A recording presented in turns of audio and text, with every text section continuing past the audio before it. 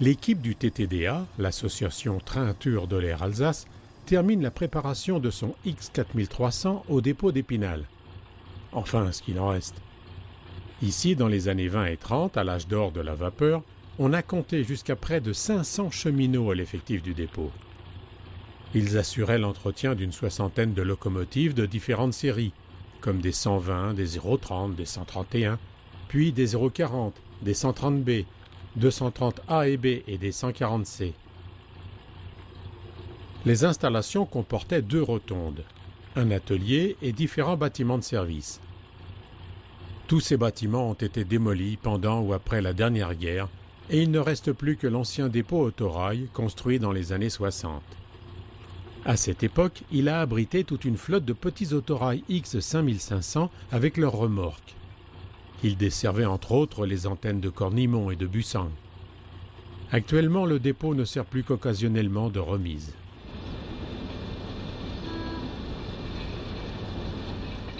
Le AD X4395 a été confié au TTDA en octobre 2007, après 40 années de service. Construit aux ateliers du nord de la France, les ANF, à Blanc-Misseron, en 1967, il a parcouru 3 260 000 km avant sa réforme. Mis en service à Lyon-Vèze le 6 avril 1967, il a été affecté ensuite à Longeau, Sotteville et Metz. Il est muni d'un moteur Poyot à 6 cylindres à plat du type C6150, réglé à 425 chevaux, et d'une boîte de vitesse automatique d'Audiétrich à 8 rapports. Il a subi des révisions générales et des réparations aux ateliers du Mans, de Bichem et de Nevers, au cours desquels on lui a renouvelé 40 fois son moteur et sa boîte de vitesse.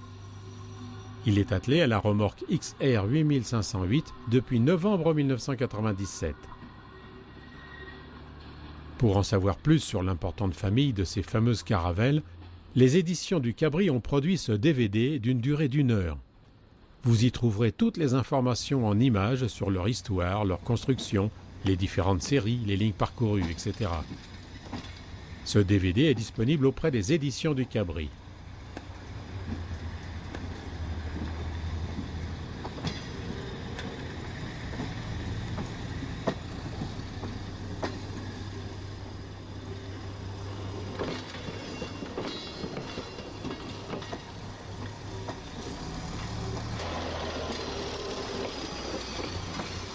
Le 4395 sort des voies du dépôt pour aller en gare.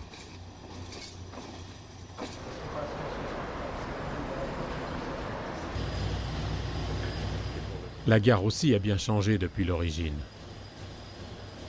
Les nombreuses voies à quai étaient abritées par une immense verrière et le bâtiment voyageur ne manquait pas d'élégance.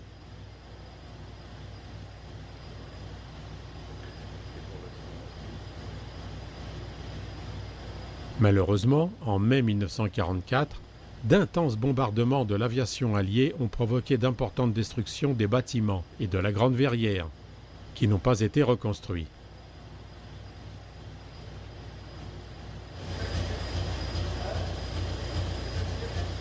Au programme de ce samedi 24 septembre 2011, l'autorail va nous faire traverser le massif des Vosges par la ligne 18, dite aussi ligne de Salles.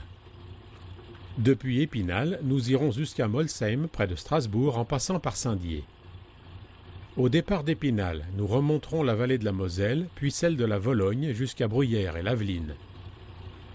Ensuite, nous filerons vers Saint-Dié par Vannémont, où nous franchirons un premier seuil à 500 mètres d'altitude. La descente vers Saint-Dié se fera par des pentes de 10 à 15 mm. Il est 14 heures. Départ.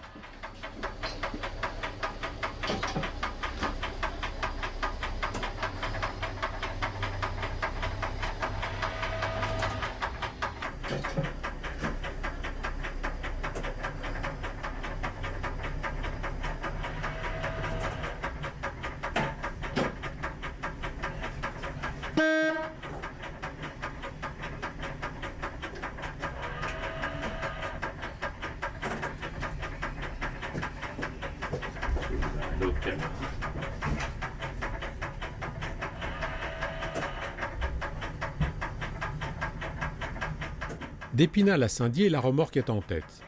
L'ambiance est plus calme que dans la cabine de la motrice, et seul le taquereau bat la mesure avec son tic-tac plus que présent. Florian, c'est une zone 60 ici. D'accord, ouais. Zone 60.